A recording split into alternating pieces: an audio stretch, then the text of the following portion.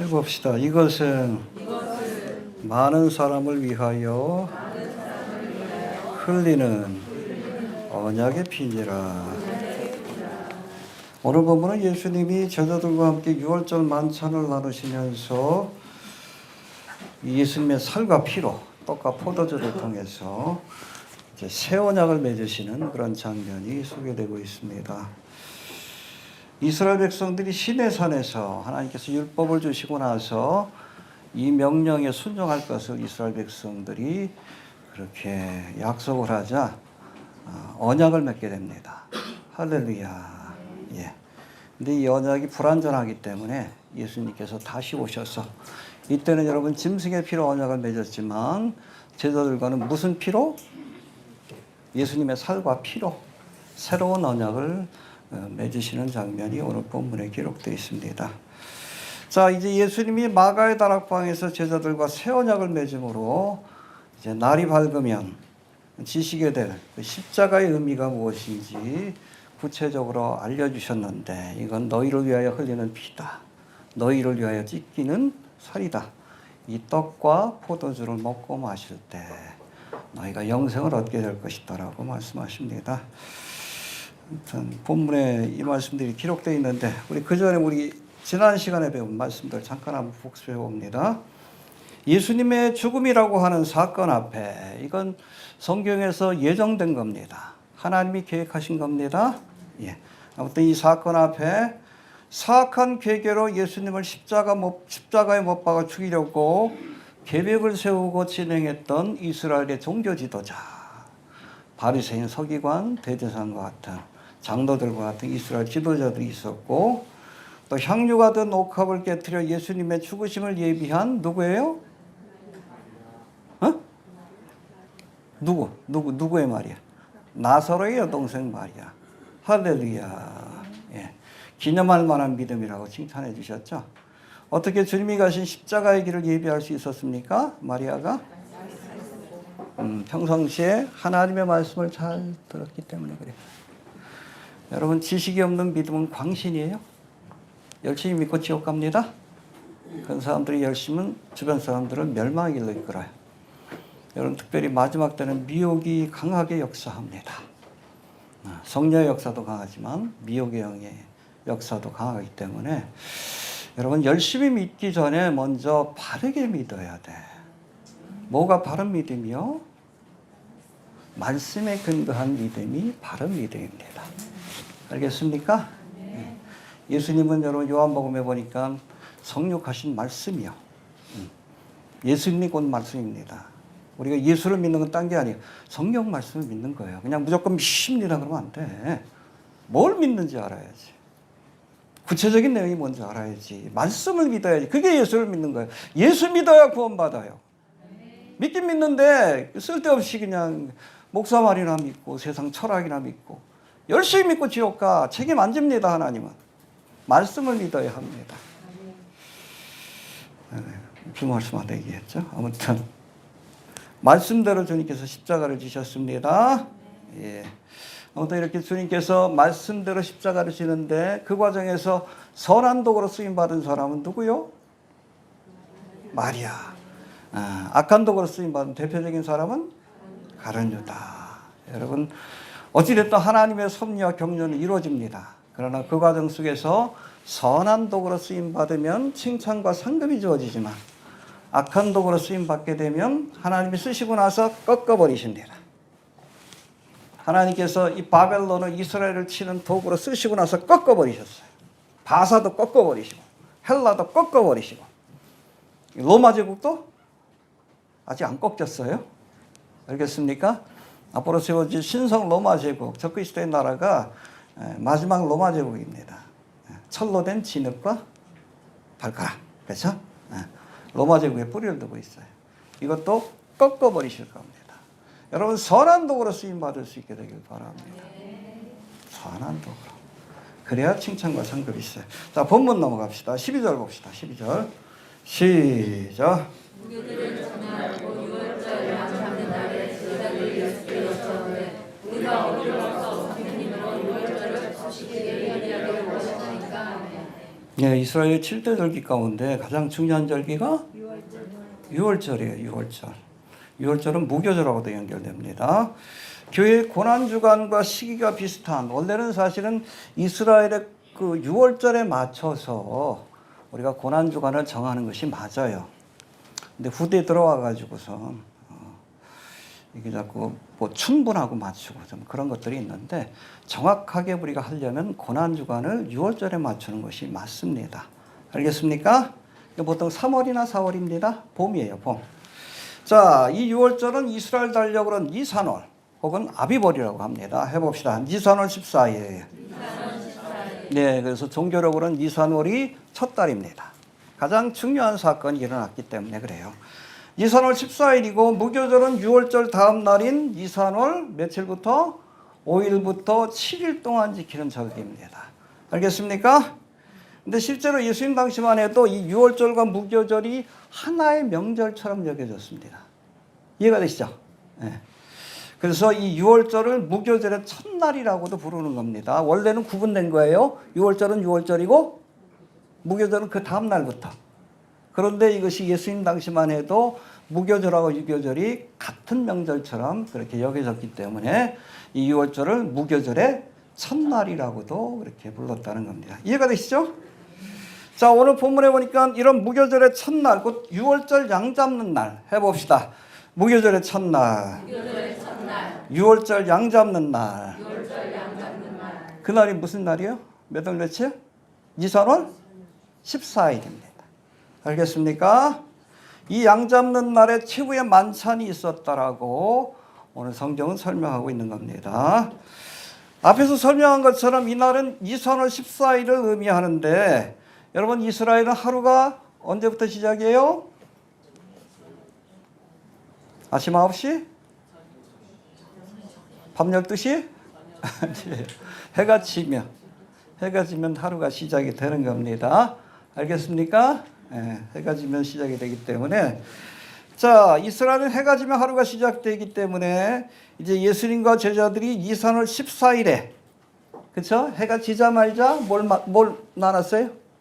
6월절 만찬을 나누시고, 이어서 곧바로 어디로 가십니까?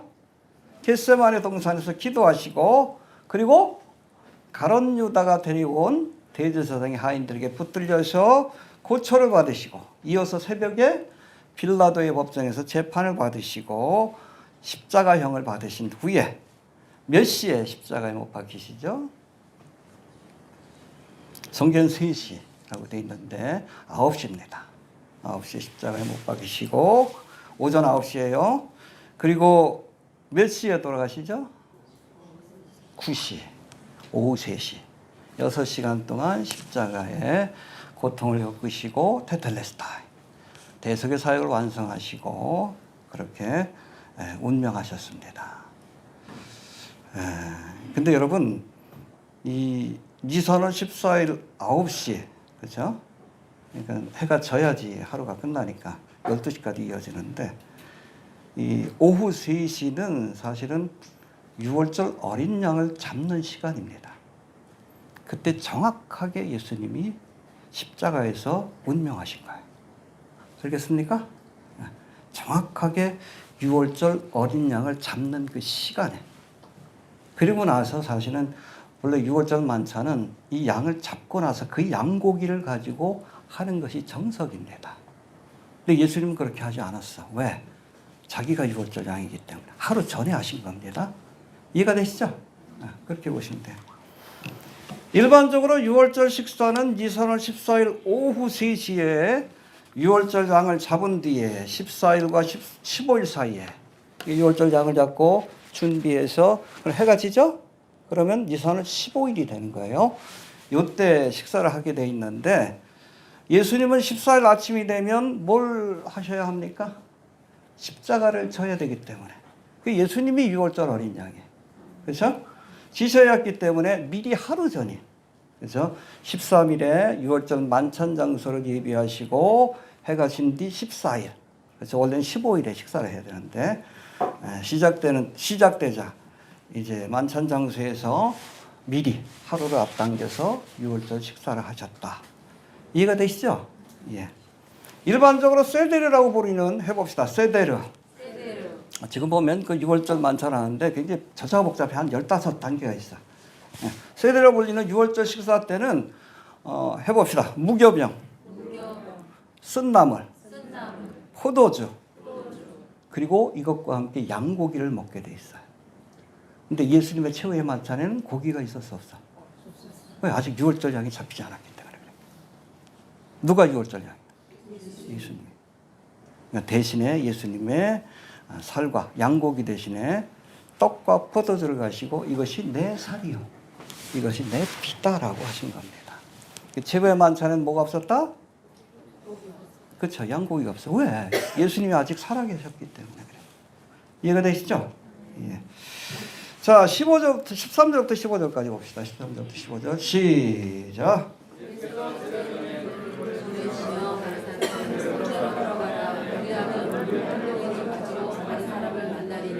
그를 따라가서 어디든지 교회에 들어가는 그에게 선생님의 말씀에 있으려니 제자들과 함께 이루어질 법을 알려 주시기 어디오냐 하시더라.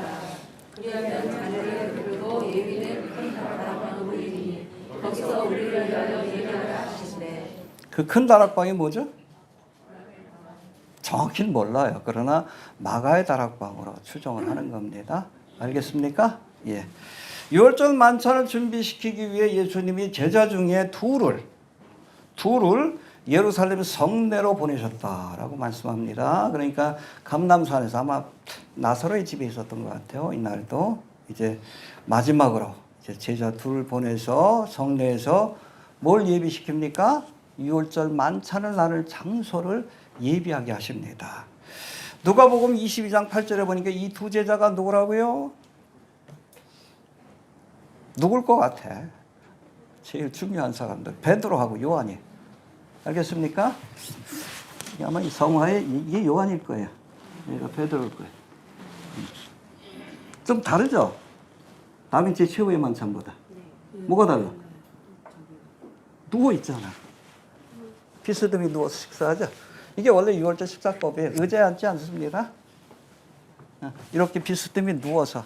원어에도 그렇게 돼 있어. 이 뒤에 살펴봅시다. 자, 아무튼 6월절 만찬 장소를 준비하는 과정을 보면 13절부터 16절까지 나와 있는데 이 두 제자가 누구라고요? 베드로와 요한이다. 자, 이 만찬 장소를 준비하는 과정을 보면 잘 들으세요. 종료주일 첫날 뭘 하셨죠? 제자 두 사람을 보내서 베다니와 벳바기 사이에서 아마 벳바기에 두 제자를 보내면서 뭘 예비하라 그랬어? 나귀를 예비해라. 야, 나귀가 묶여있는 것을 볼 터인데 풀어와라. 혹시 주인이 뭐라 그러면 주가 쓰시겠다 하라. 그러면 줄 것이다. 이 두 제자는 누구예요? 몰라. 성경에 안 나와 있어. 그러나 베드로와 요한이었을 것으로 봅니다. 알겠습니까? 그러니까 여러분 종료주일 첫날, 이번이 마지막으로 입성하는 날입니다. 이해가 되시죠? 이제 십자가를 지고 가셔야 되니까 들어가셔서. 그러니까 첫날 고난주간에 첫날 입성하실 때도 나귀를 예비하게 하셨고 여기서는 뭘 예비하게 하십니까? 최후의 만찬을 나누는 장소를 예비하게 하십니다. 알겠습니까? 예, 아무튼 이 두 가지 굉장히 비슷해요.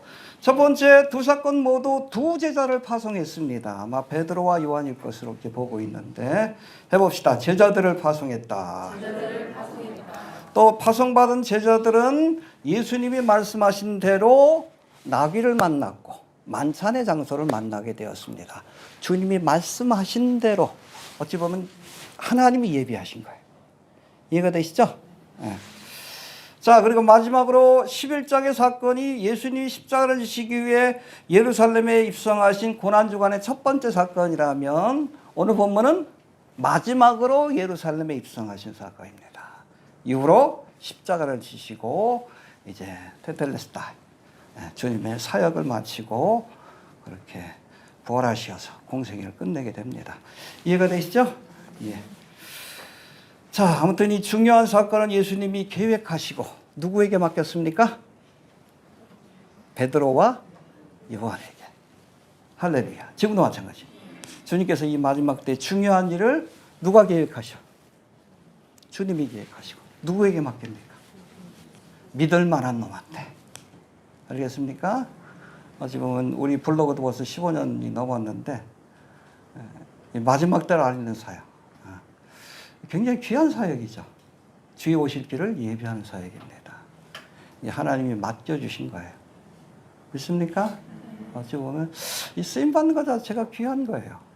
그러니까 12제자 가운데서도 가장 신뢰하는 종들에게 맡겼어. 이 마지막 때. 좀 답답해요. 미국에서는 워낙 이 사역 하시는 목사님들 많이 계셔요. 다 나눠져 있어. 어떤 사람은 일루미나티에 대해서 얘기하고, 오컬트 전문가도 있고, 어떤 사람은 신학자하고 성경적으로 풀어주고 목회를 하면서 또 하시는 분도 계시는데, 이건 한국에서는 북치고 장구치고 다 하려고 그러니까 힘들어. 돌아보면은 어찌 보면 하나님께서 귀한 것을 맡겨주셨다. 그것도 감사하죠. 여러분, 하나님의 일꾼으로 쓰임 받는 자에게 여러분 가장 큰 영광이 뭔지 아십니까? 쓰임 받는 게 영광이에요. 할렐루야. 작은 일이라도 언제 주님 오실지 모르지만 기도하셔요. 여러분 구원의 확신이 있고 주님 오신다는 확신이 있으면 앞으로 남은 시간이 얼마나 될지 모르지만 쓰임 받게 하옵소서. 할렐루야. 우리 조상의 성서도 빨리 제가 이스라엘 가라 그러는 거예요. 마지막에 선교의 불꽃을 태우다가 쓰임 받다가 얼마나 영광스러워. 쓰임 받는 것이 영광인데. 베드로와 요한 특별한 사람들만 쓰임 받았어요. 주님의 어찌 보면 십자가에 이르게 예비하는 길에. 자, 오늘 본문에 보니까 여기 보니까 네가 가면 물 한 동이를 가지고 가는 사람을 만날 것이다. 해봅시다. 물 한 동이를 가지고 가는 사람을 만날 것이다. 그 사람이 한둘이겠어? 헷갈리잖아요. 근데 여러분 이 사람이라는 단어가 원문을 보면 안드로포스라고 해서 남성형으로 돼 있어요. 뭐가 안 돼요? 잡음이 심해? 마이크? 요거요? 한번 떨어져가지고 그런지 한번 좀 들어보셔요. 괜찮나요? 아니면 직접 하게. 하나 둘. 아니면 저 마이크를 주셔요. 요거 가지고 그냥 할게요. 하나 둘. 괜찮나요? 하나 둘. 안 돼요? 괜찮아요? 괜찮은지 모르겠어요? 하나 둘. 지난주부터 좀 그러네. 지난주에도 생중계가 안 됐죠? 며칠 동안 안 됐어요. 앱을 이렇게 새로 깔면은 됐다가 몇 시간 뒤에 또 안 되고. 난 이틀 전인가 그때 복구가 됐습니다. 아마 계정을 누가 신고를 했는지 뭔가 좀 그런 것 같아. 자꾸 좀 방해하는 세력도 있는 것 같은데. 돼요? 그러면은 이걸 빼고 그냥 저 스피커에다 내놓으셔요. 마이크를 빼고 스피커 쪽에다 하셔요. 자, 마이크를 빼시고 마이크를 좀 바꾸던지 해야지. 됐나요? 요걸 좀 하셔요. 우리 집사님 한번 좀 해주세요. 됐나요? 지난주엔 그래서 생중계를 못했는데 기도 많이 하시길 바랍니다. 자꾸 좀 방해하는 것들이 있는 것 같아요. 어디까지 했죠? 물 한 동이를 가지고 가는 사람. 근데 이게 헬라 원문을 보면 안드로포스라고 돼 있어요. 근데 이게 남성형으로 돼 있습니다. 근데 여러분 예수님 당시만 해도 물동이는 대부분 누가 책임져? 여자들이 하는 거예요. 여자들이 물을 나르게 돼 있습니다. 근데 남자가 물을 날라서 가는 건 특별한 일이에요. 눈에 띌 수밖에 없는 겁니다. 아마 어느 부잣집에서 일하고 있는 노예나 종이었을 것으로 추측이 됩니다. 아무튼 본문의 이 사람은 부잣집에서 일하는 남자 종이었을 것으로 추측되고 있는데, 여하튼 예수님이 예루살렘 성에 들어가서 그런 남자, 그래서 다른 사람들은 다 여자들이 물동이를 메고 있는데 남자가 메고 있으니까 눈에 띄잖아. 그 사람을 보거든 따라가라 라고 말씀한 겁니다. 자, 예수님이 제자들에게 명령을 내리시며 그 명령에 순종할 수 있도록 표징을 주신 거예요. 해봅시다. 순종할 수 있도록. 표징을 주신 것이다. 나귀 새끼를 구할 때도 야 묶여 있는 것을 보면 이게 표징이에요. 하나님이 표징을 주십니다. 때로 우리가 갈 바를 알지 못할 때 하나님께서 확신을 주시기 위해서 표징을 주실 때가 있어요. 그럴 땐 가야 합니다. 대표적인 것이 사사기 7장인데 여기 보니까 기드온이 하나님의 명령을 받고 몇 명을 데려가서 미디안 대군을 이겼죠? 300명. 원래는 3만 5천 명이 왔는데 다 보내시고 300명만 남겨 놓고선 싸우라고 합니다. 미디안 대군은 몇 명이요? 13만 5천 명이에요.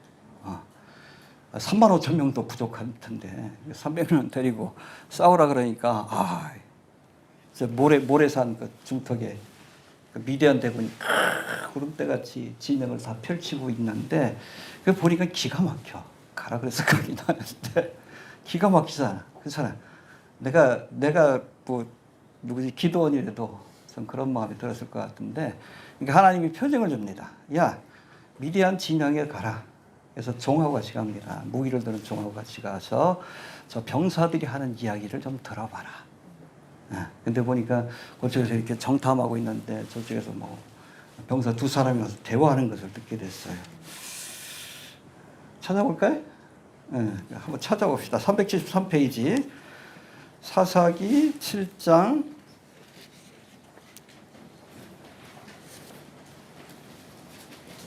13절부터 14절까지 373페이지.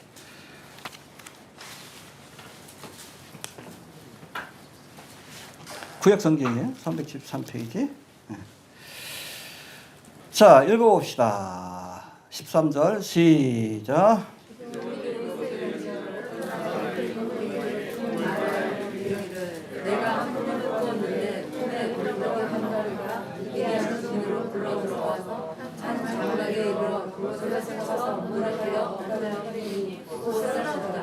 (14절) 이스라엘 사람 요아스의 아들 기드온의 칼날이라 하나님의 미디안과 그 모든 군대를 그의 손에 붙이셨느니라 하더라. 듣고 어떻게 했어? 무릎을 탁 쳤겠지. 하나님이 이기게 하시는구나. 이렇게 표징을 주신 거예요. 여기 보리떡이 누구요? 뭐예요? 뭐 바위도 아니라 보리떡이 미디안 진영을 다 무너뜨려. 보리떡 가지고 싸워? 아니요. 어찌 보면 이 기드온의 군대가 보리떡이에요. 쓸모없는 존재지만 하나님이 이 보리떡과 같은 기드온과 그 300명의 용사를 통해서 미디안의 진영을 다 때려부시겠다라고 보여주신 거예요. 표징을 주신 겁니다. 확신을 갖고 나가서 그대로 13만 5천 명을 아주 초토화시키는 전쟁을 승리로 이기게 됩니다. 할렐루야. 이처럼 여러분 하나님께서 때때로 우리가 갈 바를 알지 못할 때에 표징을 주실 때가 있어요. 모르면 또 표징을 달라고 한번 기도하셔요. 기도원도 확신이 없으니까 그랬잖아요. 여기 양털이 있는데 주변에만 이슬이 내리게 하고 여기는 그냥 뽀송뽀송하게 해주십시오. 그대로 해주니까 그걸로 만족하지 못하고 이번 밤대로 주변에는 다 이슬이 내고 요것만 뽀송뽀송, 그 다음에 두 번째는 여기는 뽀송뽀송, 주변만 이슬이 내리고 그 표징을 보여주셨어요. 여러분 때로는 갈바하지 못할 때 하나님의 뜻을 알기 위해서 기드온처럼 표징을 구하시길 바랍니다. 그리고 표징을 주시면 망설이지 말고 가시길 바랍니다. 제 블로그 사역이 시작된 것도 그거예요. 갑자기 미국에 있는 후배 목사가 딱 오더니 날 보고 그냥 요한계시록 한번 강의해달래. 하버드대에 나온 친구인데 거기서 뭐 좀 인터넷에서 신학교 하는데 좀 하려고 하는데 거기 조인해가지고 하는데 나중에 이게 캔슬이 됐어요. 그 부탁하고선 이 친구가 사라졌어. 나중에 1년 뒤에 물어봤더니 제가 그 박사학위가 없잖아요. 석사라서 그쪽에서 좀 캔슬을 했다고 미리 좀 얘기해 주지. 근데 그것 때문에 사실 블로그가 시작이 됐어요. 요한계시록 강의하라니까 미리 그냥 원고를 작성해가지고 해본다고 시작된 게 블로그예요. 이해가 됩니까? 하나님 재밌죠? 그렇게 그냥 등 떠밀 때가 있어요. 등 떠밀 때가 있어요. 그때는 순종해야 합니다. 제가 러시아 갔을 때도 그래요. 뭐 선교사를 갔을 때도 제가 십자군 전도대로 이렇게 파송받아가 일하고 있었는데 뜬금없이 갑자기 그때 문이 빵 열린 거예요. 그 소련이 무너진 겁니다. 무너져가지고 그 선교문이 열려버린 거예요. 우리 교도 안에서도 그냥 부랴부랴 그냥 뭐 어찌됐든 있는 자원 중에 보낸 겁니다. 그 십자군 전도대 대원도 신학교 갓 졸업한 친구들 한 30명 40명 간 것 같아요. 그때 그 붓슬은 저녁에다 다 뿌려놨어요. 공수부대원처럼. 왜 뿌려놓은지 아세요? 누가 살아남나? 이해가 됩니까? 근데 간 팀들이 다 교회를 개척했어요. 할렐루야. 제가 개척한 교회도 있습니다. 1년 동안 사역했는데. 근데 왜 하나님께서 그 단기 사역이지만 러시아 선교 사역을 하게 했는가? 지금 보니까 이해가 돼요. 막심을 놓으라고. 하나님께서 등 떠밀 땐 그냥 가야 돼. 우리가 주님과 동행해야 합니다. 해봅시다. 주님과 동행해야 된다. 보조를 맞춰야 돼요. 앞서가면 안 돼요. 주님보다 앞서가면 안 돼. 내 생각과 계획을 앞서가면 안 됩니다. 뒤쳐져도 안 돼. 가라고 하시는데 머뭇거리죠. 두들겨 맞아요. 주님께서 가라 하시면 가고 멈추라 하면 멈추고 표징을 주실 때가 있습니다. 그럴 때는 순종하면서 나가시길 바랍니다. 갈 바를 알지 못하지만 그때 하나님께서 길 열어주시고 그때의 경험이 있었기에 우리 조상현 선교사님하고 또 러시아에 있는 허선 교사님 또 막심하고도 연결이 돼서 이스라엘 땅에 복음을 전하는 요한계시록 그 강의를 또 번역해가지고 하는 이건 미국 교회도 못하고 있는 일이에요. 제가 압니다. 귀한 일을 하게끔 하신 거예요. 하나님께서 표징을 주실 땐 가라. 알겠습니까? 안 가면 두들겨 맞는다. 순종하시길 바랍니다. 순종하면 기적이 일어납니다. 제 간증이에요. 16절 봅시다. 16절. 시작.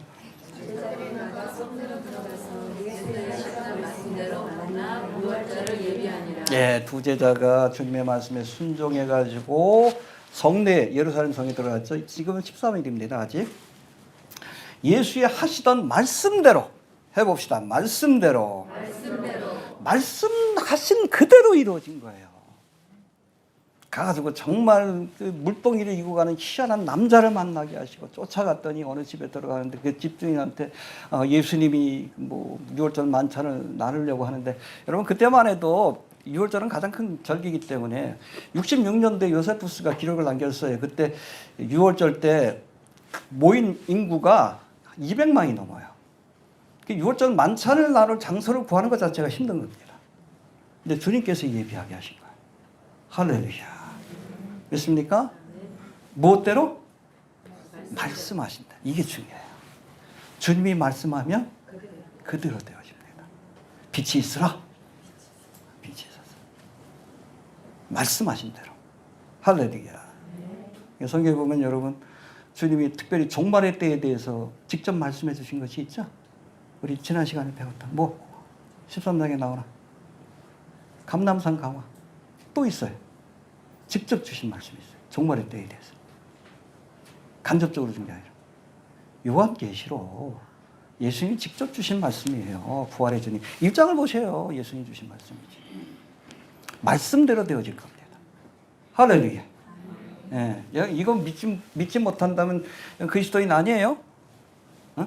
말씀의 능력을 믿지 못하면 예수를 믿는 건 못 믿는 거라고요? 말씀을 믿는 거예요. 말씀을 믿지 못하는 사람은 예수를 안 믿는 사람에게 복 못 받는 거예요. 말씀을 믿되 요거는 뭐 그냥 가능할 것 같고 요건 좀 불가능할 것 아니에요. 말씀대로 되어질 걸 믿으시길 바랍니다. 역사가 증명하고 있어. 해봅시다. 말씀대로 되어졌다.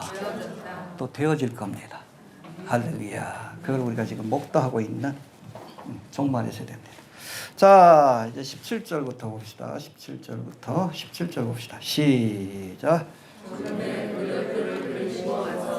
예, 17절부터는 본격적으로 유월절 만찬을 나누시는 장면인데 장소가 예비되었습니다. 그러니까 예비된 장소에 누구를?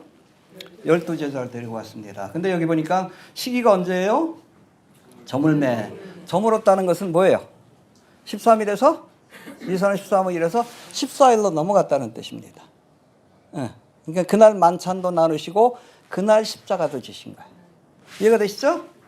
저물매 그 12를 내리시고 와서라고 말씀하는데, 여러분 이스라엘은 해가 저물면 날짜가 바뀌기 때문에 이제 예수님이 유월절 전날인 13일에 두 제자를 보내서 만찬의 장소를 예비하게 하시고, 이제 해가 저물고 유월절 첫날이 며칠이에요? 니산월 14일입니다. 이날은 유월절 양을 잡는 날이기도 합니다. 알겠습니까? 시작제자 12제자를 내리시고 만찬 장소로 가셨습니다. 대부분의 성경학자는 이 만찬 장소가 어디라고요? 마가의 다락방으로 이렇게 알려지고 있습니다. 가보셨어요? 성지순례 가시면 가십니다. 원래는 그 밑에 있었는데 그 위로 이렇게 올린 장소. 다윗의 무덤도 거기 같이 있는 것으로 제가 아는데, 아무튼 그 장소에 예루살렘 성에서 멀지 않습니다.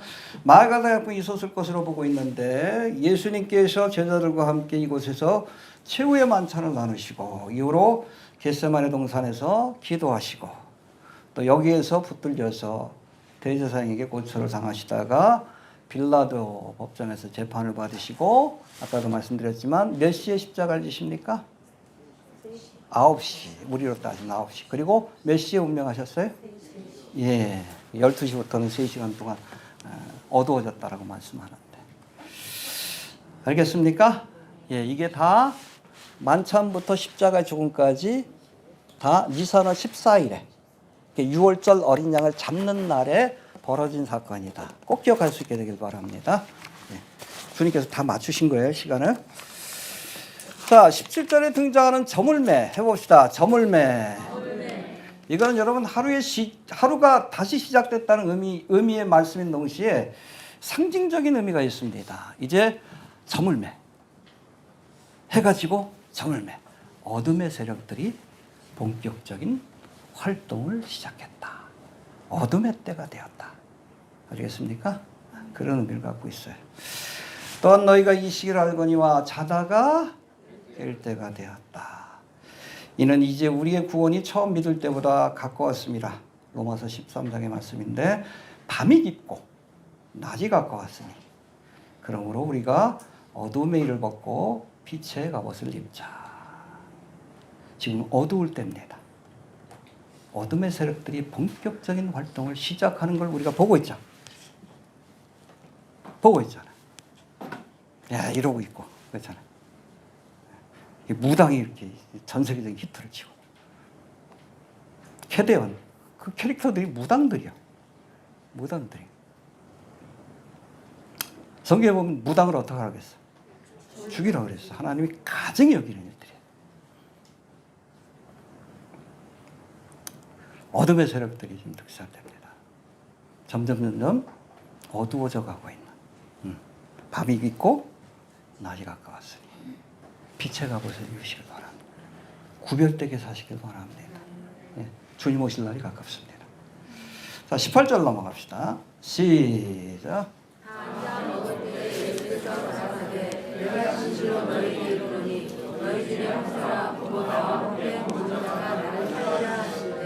여기 앉아라는 단어가 아나케이마이라고 되어 있는데, 본래는 눕다, 기대다, 혹은 식탁에 기대앉다. 영어로는 recline이라고 되어 있습니다. 이렇게 식사하는 거예요. 보셨죠?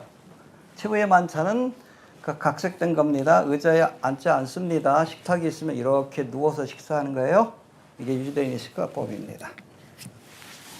여튼 이렇게 예수님과 제자들이 비스듬히 누워 식사를 할 때 예수님이 뭐라고 하십니까? 너희 중에 한 사람, 곧 나와 함께 먹는 자가 나를 팔리라. 해봅시다. 너희 중에 한 사람. 곧 나와 함께 먹는 자가 나를 팔리라. 3년 동안 나와 함께 먹고 마시고 함께 사역에 동참했던 자가 나를 팔 것이다. 누구요? 바로 유다지.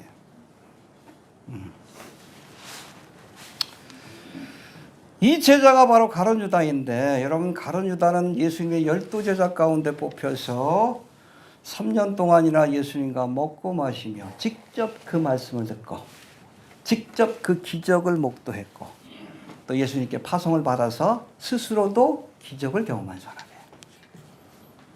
가룟 유다만큼 은혜 받은 사람이 있을까? 여러분, 구원을 받기 위해서 하나님의 은혜가 있어야 돼요.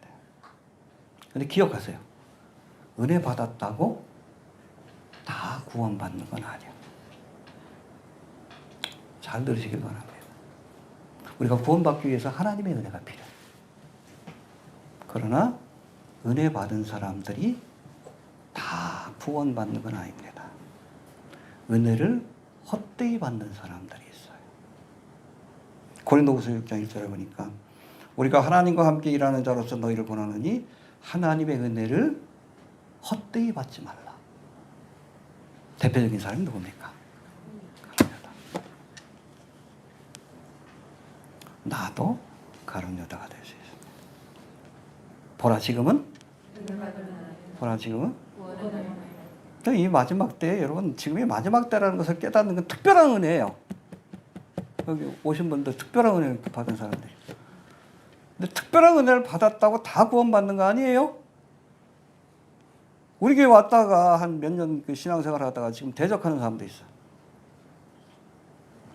가룟 유다 얘기를 하는 사람도 있어. 은혜가 구원의 전제 조건이지만 은혜 받은 사람이 다 구원받는 건 아니다. 여러분, 은혜를 헛되이 받지 않길 바랍니다. 은혜를 선용하시길 바랍니다. 구원의 기회로 삼을 수 있게 되길 바랍니다. 자꾸 선전유. 쥐젖이? 제 몸에 쥐젖이 많은 거 어떻게 하는지 자꾸 선전이 때문에. 왜 이렇게 별걸 다 관심이 가시죠?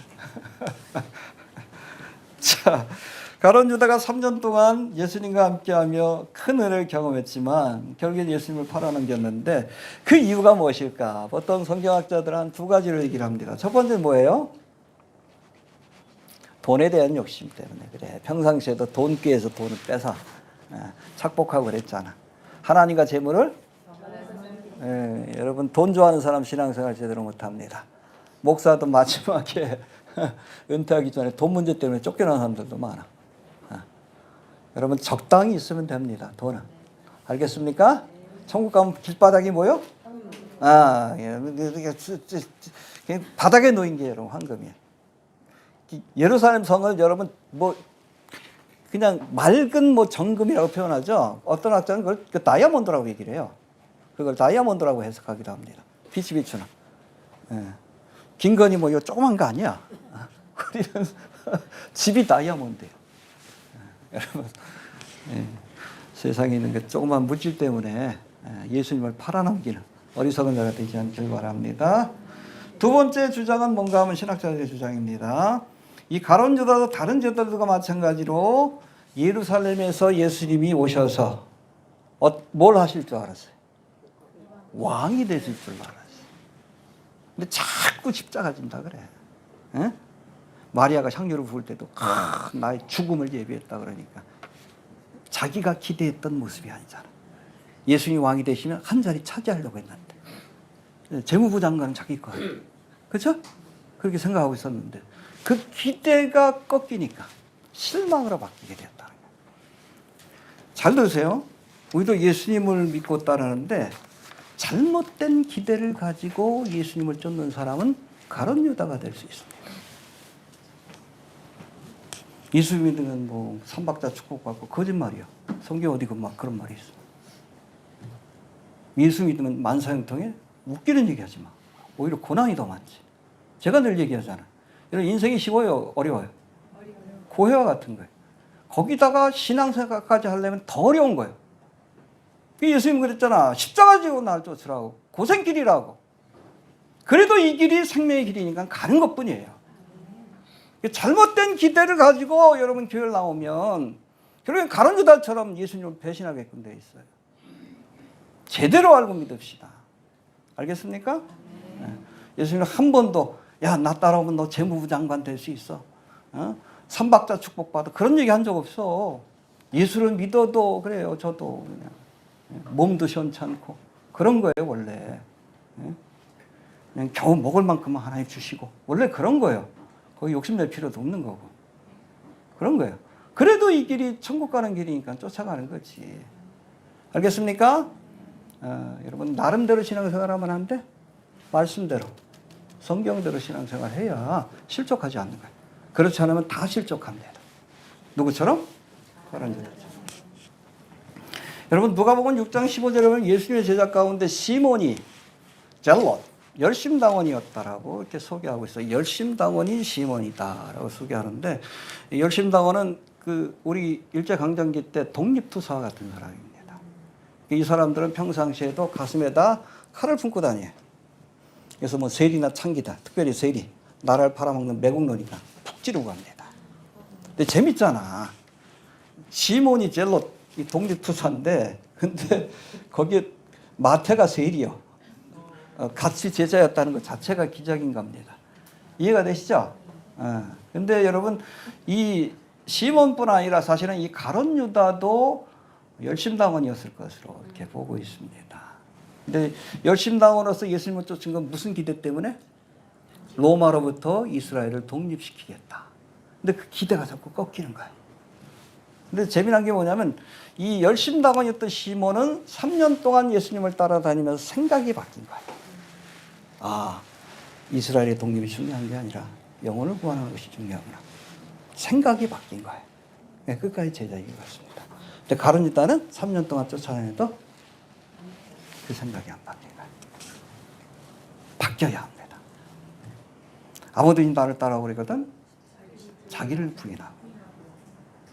자기 부인의 첫 번째 단계가 내 생각을 버리는 거예요. 내 계획을 버리는 거예요. 그래야 하나님의 뜻에 승복할 수 있습니다. 그게 시몬이에요. 근데 끝까지 자기를 부인 못했어. 자기 생각을 버리지 못했어. 그래서 예수를 팔게 된 거예요. 자기를 부인해야 합니다. 변해야 돼. 예수님의 생각으로, 하나님의 생각으로. 그렇지 않으면 결정적인 순간에 예수를 팔게끔 돼 있습니다. 왜? 내 생각을 관찰시키기 위해서. 이해가 되시죠? 자, 19절로 봅시다. 19절. 시작. 네, 해봅시다. 내니까. 이 말씀과 병행 구절인 마태복음 26장 22절에 보면 이때 야, 여기 뭐 같이 떡을 나누는 사람 중에 하나가 나를 팔 것이다라고 하니까 서로 궁금하잖아. 내니까 서로 이렇게 물어본 거예요. 내니까.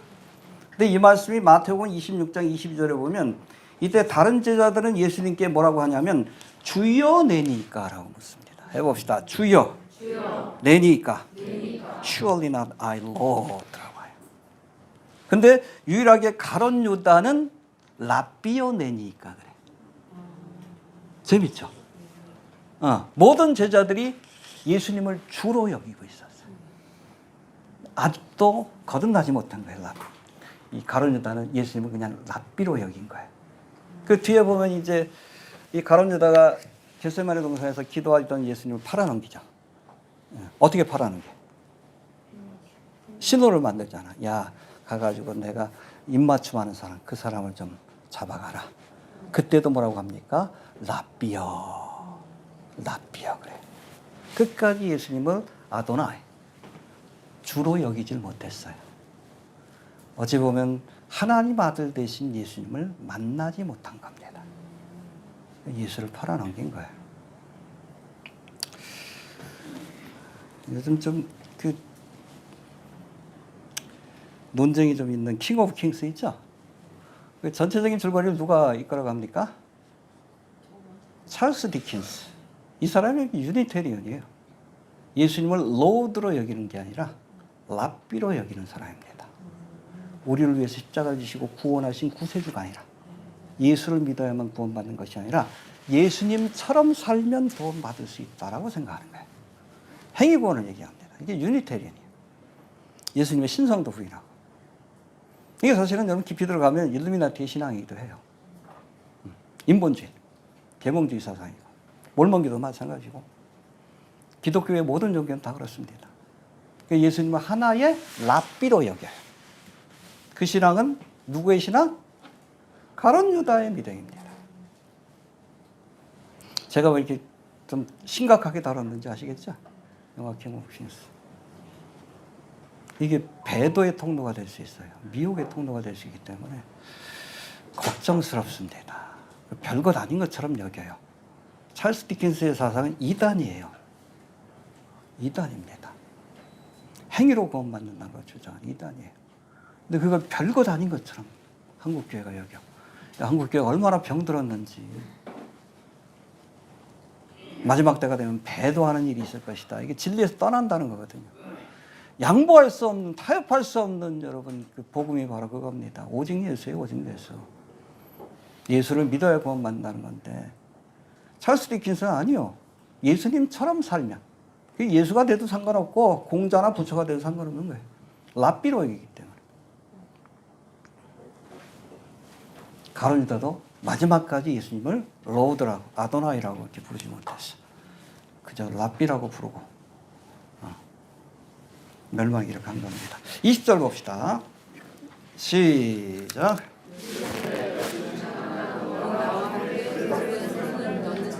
여기도 열둘 중에 하나가 10절에 나오죠. 열둘 중에 하나인 가룟 유다가 예수를 넘겨주려고 대제사장들에게 가매. 근데 오늘 본문에도 열둘 중에 하나. 그걸 강조합니다. 이 열둘 중에 하나가 내가 될 수도 있다라고 늘 자신을 돌아보고 살피시길 바랍니다. 해봅시다. 열둘 중에 하나가 내가 될 수도 있다. 결정적인 순간이 오기까지는 본인도 몰랐을 거예요. 자기가 이렇게 형편없는 사람인지. 늘 돌아보시길 바랍니다. 내가 열둘 중에 하나가 될 수도 있다. 자, 21절 봅시다. 21절이 제일 중요한 요절인데 봅시다. 시작. 인자는 자기에게 대하여 변명대로 하거니와 인자를 파는 그 사람에게는 화가 있으리로다. 그 사람은 차라리 나지 아니하였다면 제게 좋을 뻔하였느니라 하시니라. 예, 인자는 자기에게 대하여 기록된 대로 가거니와. 예수님이 가시려고 하는 십자가의 길이 바로 이미 성경에 기록된 예언된 말씀이다. 구약에 보면 여러 가지 예수님의 고난에 대한 예언의 말씀들이 있죠. 대표적인 게 뭐예요? 이사야 53장. 그가 찔림은 우리의 허물을 인하며 그가 상함은 그가 징계를 받음으로 그가 채찍에 맞음으로 우리는 다 양 같아서 그릇 행하여 각기 제 길로 갔거늘 여호와께서는 우리 무리의 죄악을 그에게 담당시키셨다. 기록된 대로 예수님은 십자가를 지시기 위해서 오신 겁니다. 알겠습니까? 네. 아무튼 초림의 주님이 성경에 기록된 대로 이 땅에 오셔서 십자가를 지시고 대속의 사역을 완성하셨어요. 그러나 예수님은 재림의 때에는 성경에 기록된 대로 이 땅에 다시 오셔서 회개하지 않는 죄인들을 심판하시고 이 땅에 하나님의 나라를 세우실 겁니다. 기록된 대로. 할렐루야. 자, 그런가 하면 인자를 파는 그 사람에게는 화가 있으리로다. 해봅시다. 인자를 파는 그 사람에게는 화가 있으리로다. 그래서 예수님이 가시는 길은 어차피 성경에 예언된 거예요. 근데 인자를 파는 사람 누구요? 가룟 유다지. 악한 도구로 쓰임받게 되면 화가 있다는 거예요. 결국 예수님을 팔아넘기고 나서 나중에 양심의 가책이 느껴져가지고 어떻게? 목을 매달아 죽잖아. 근데 그러고 나서 이 줄이 짧았던지 아니면 좀 약했던지 이게 뚝 떨어져. 바위에 몸이 부딪혀가 창자가 튀어나왔어. 얼마나 비참하게 죽었어요. 제가 늘 얘기하지만 하나님의 경륜과 섭리를 이루는 과정 속에서 하나님이 의인도 선인도 쓰시지만 악인들도 쓰십니다. 그러나 악한 도구로 쓰임받는 자에게는 끝이 안 좋은 거예요. 쓰임받으려면 선한 도구로 쓰임받으시길 바랍니다.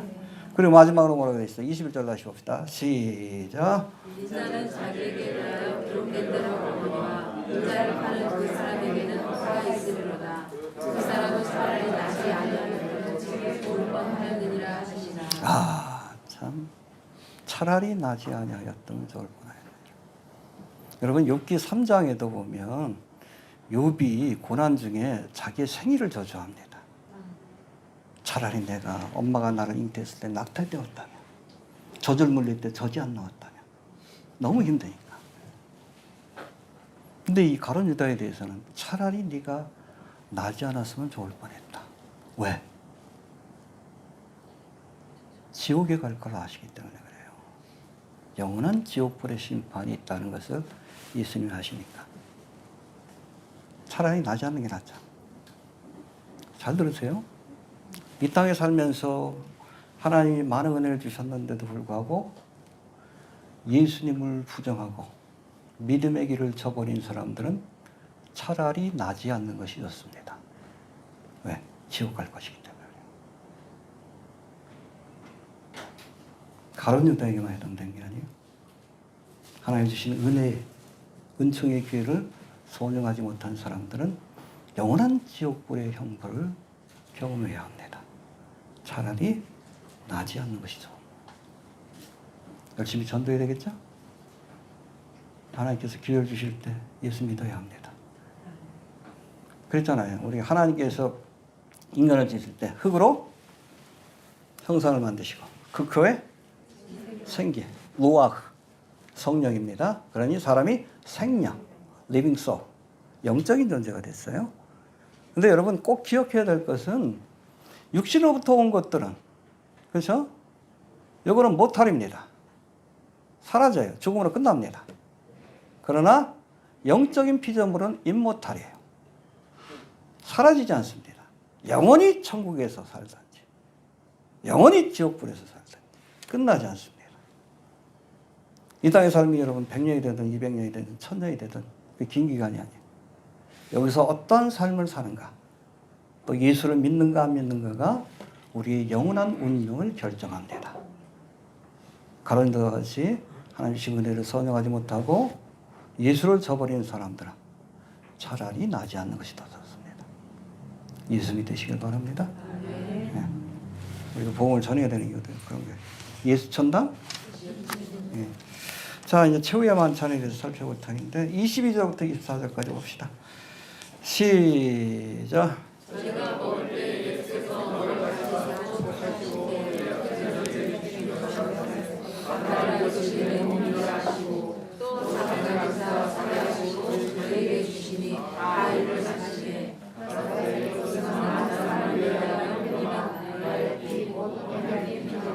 예, 22절부터 26절까지는 예수님이 제자들과 유월절 만찬을 나누시면서 성찬식을 행하는 장면인데 최초의 성찬식이죠.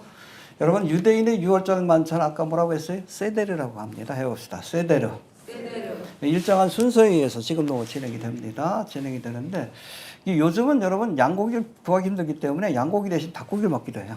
아무튼 이렇게 세데르 식사인데 이 세데르에는 그 처음 시작과 끝에 포도주를 마시는 시간이 있어요.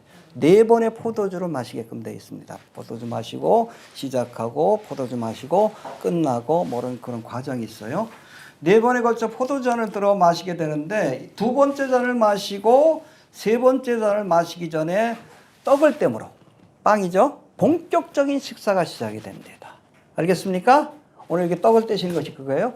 2번째 잔과 3번째 잔 사이에. 그렇죠? 이게 본격적인 식사를 하는 그런 모습이라고 보시면 됩니다. 23절에서 예수님이 무교병을 떼어서 제자들에게 떼어주시는 장면이 바로 본격적인 식사를 하기 전에 이 떡을 떼면서 이 떡의 의미가 무엇인지를 알려주신 겁니다. 이건 너희를 위하여 찢기는 나의 살이다. 할렐루야. 그리고 이어지는 포도주잔. 요거는 3번째 잔입니다. 그렇죠? 2번째하고 3번째 잔 사이에 식사가 있고 여기 끝나면 포도주잔을 마셔. 이게 바로 3번째 잔이다. 그렇게 이해하시면 됩니다. 포도주잔은 본 식사가 끝난 뒤에 나눠 마시는 3번째 포도주잔인데 이렇듯 유월절 만찬의 순서를 따라 떡과 포도주를 나눠 먹으면서 예수님이 이제 날이 밝으면 지게 될 십자가의 의미를 설명해 주신 겁니다. 이해가 되시죠? 예, 유월절 식사에 맞춰가지고 순서가 진행됐다. 이해하시면 될 것 같아요. 자, 24절 다시 한번 봅시다. 24절. 시작.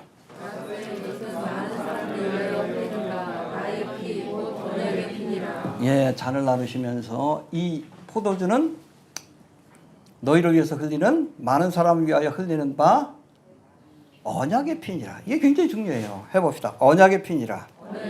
근데 누가복음 22장 20절에서는 이 언약의 피를 뭐라고 얘기하냐면 잘 봅시다. 따라합시다. 내 피로 세우는 새로운 언약이다. 새 언약이라는 표현을 써요. 피로 세우는 새 언약입니다. 그러니까 새 언약이라는 건 뭐예요? 옛날 언약이 있다는 얘기예요. 옛날 언약. 피로 세운 또 다른 언약이 있다는 거예요. 옛날에. 그게 어디 나와? 아까 설명하지 않았나? 출애굽기 24장에 나와요. 모세와 세운 옛 언약이 있습니다. 여러분 출애굽기 20장이 뭐죠? 십계명. 23장, 20장, 1장, 21장, 22장, 23장은 뭐예요? 십계명이라는 설명이에요. 율법의 말씀. 그리고 24장에 뭘 얘기하냐면 이스라엘 백성들이 그 율법과 십계명을 지키겠다라고 언약을 합니다. 언약을 하면서 피로 언약을 맺어요. 이게 옛 언약입니다. 좀 살펴봅시다. 출애굽기 24장 119페이지예요. 이때도 피로 언약을 맺습니다.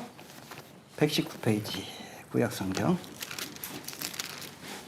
24장 6절부터 8절까지 봅시다. 시내산에서 맺은 언약입니다. 율법을 가지고 맺은 언약이에요. 자, 6절 읽어봅시다. 시작.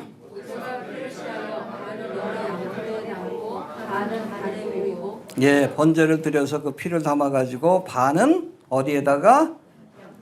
제단에다 뿌리고. 그 다음에 6절이 중요해요. 시작. 6절 시작. 모세가 피를 취하여 7절 시작.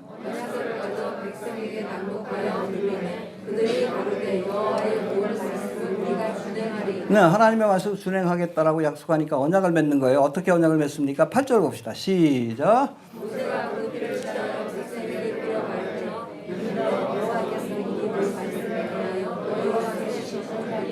언약의 피니라. 그래서 이게 옛 언약이에요. 옛 언약은 무슨 피를 가지고? 짐승의 피를 가지고. 새 언약은 누구의 피를 가지고? 네, 예수님의 피. 옛 언약은 조건이 있는 거예요. 율법을 지키면. 새 언약은 일방적입니다. 예수를 믿기만 하면. 할렐루야. 여러분, 옛 언약이 완전했다면 새 언약이 필요 없는 거예요. 짐승의 피로는 온전히 우리가 죄상을 받을 수 없습니다. 예수님이 자신의 피로, 그렇죠? 이건 언약의 피니라. 십자가에서 흘린 피로 새 언약을 맺으시고 누구든지 예수를 믿으면 죄사함 받고 하나님의 자녀가 되는 길을 열어주신 겁니다. 할렐루야. 이해가 되시죠? 예. 자, 이걸 설명한 게 히브리서 9장인데 제가 읽을게요. 이거. 염소와 황소의 피와 및 암송아지의 죄로 부정한 자에게 뿌려 그 육체를 정결케 하여 거룩케 하거든 하물며 영원하신 성령으로 말미암아 흠없는 자기를 하나님께 드린 그리스도의 피가 어찌 너희 양심으로 죽은 행실에서 깨끗하게 하고 살아계신 하나님을 섬기게 못하겠느냐.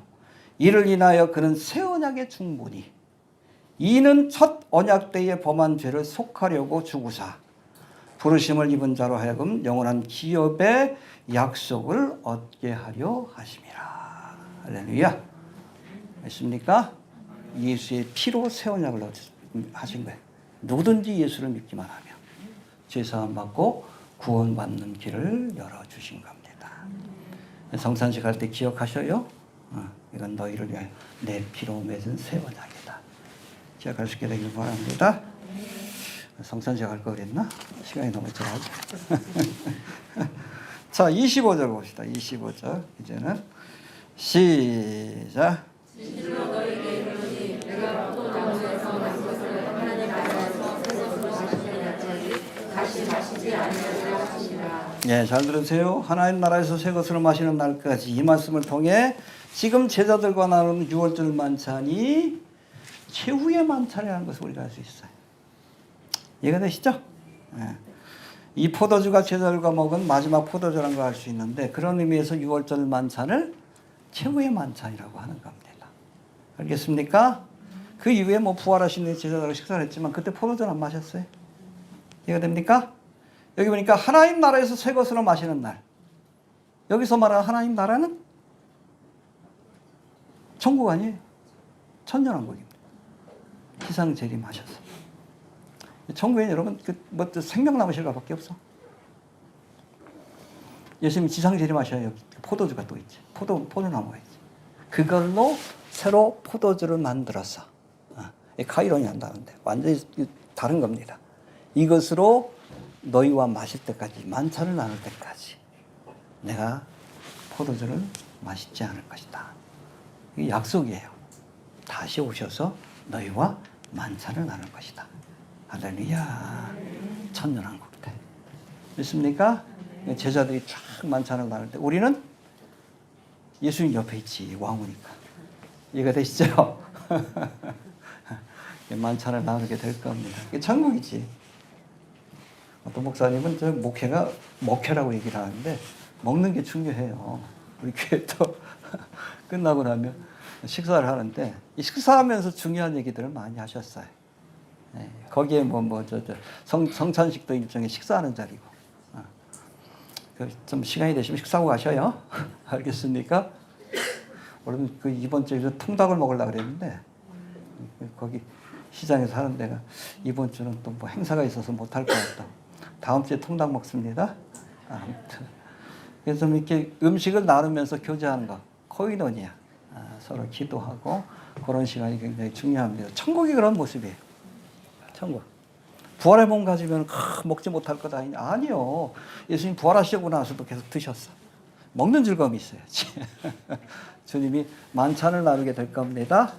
할렐루야. 예. 포도주 아닙니다. 포도주입니다. 물을 섞긴 하지만. 자, 26절을 봅시다. 26절. 시작. 예, 세대라고 불리는 6월절 만찬의 마지막 순서가 찬양하는 거예요. 찬미, 할렐이라고 합니다. 할렐루야 할 때 할렐. 여기는 마지막 네 번째 잔을 마시게끔 돼 있어요. 그리고 나서 감람산으로 나가니라. 이게 중요해. 이제 최후의 만찬이 끝났어요. 그리고 감람산으로 왜 가셨습니까? 하나님의 뜻에 순종하기 위해. 하나님의 뜻이 뭐야? 십자가를 지는 것이죠. 또 예언을 성취하기 위해. 알겠습니까? 네, 최후의 만찬을 나누시고 하나님의 뜻을 성취하기 위해 감람산으로 가셔서 거기서 붙들리신 거예요. 그 자리를 누가 알고 있었어? 가룟 유다. 그러니까 아마 가룟 유다가 먼저 그 마가의 다락방을 먼저 들렀을 거예요. 아직 식사하고 계시다. 안 계시니까 끌고 간 겁니다. 군인들을 끌고. 거의 멀지 않아. 한 2km 정도밖에 안 됩니다. 어떤 예언을 성취하기 위해 예수님이 감람산으로 십자가의 길을 가신 겁니다. 자, 정리합니다. 무교절 첫날 곧 양 잡는 날인 니산월 14일에 예수님이 마지막으로 예루살렘 성에 들어가셔서 유월절 만찬을 나누셨습니다. 그리고 그 다음 날이 아니죠. 밝아지는 그 날에 십자가의 길을 가신 거예요. 유월절 만찬을 나누시면서 떡을 떼어 제자들에게 받으라 이것이 내 몸이니라 하시고 또 포도주 잔을 들어 이것은 많은 사람을 위하여 흘리는 바 나의 피 곧 언약의 피, 새 언약의 피입니다. 이렇게 말씀하심으로 십자가의 의미를 설명해 주셨는데 누가복음 22장 20절에서는 이 언약을 예수님의 피로 세운 새 언약이라고 말씀합니다. 할렐루야. 모세가 짐승의 피로 세운 옛 언약이 우리를 죄로부터 온전히 대속하고 구원할 수 없기에 예수님이 짐승의 피가 아닌 자신의 피로 새 언약을 맺으시고 이 새 언약을 통해 누구든지 예수를 믿으면 구원받는 하나님의 자녀가 되게 하셨습니다. 이게 복음이에요. 이해되십니까? 네. 주신 말씀 붙들고 기도합시다. 하나님을 감사합니다. 허물과 죄로 인해 죽을 수밖에 없는 우리 인생들을 구원하시기 위해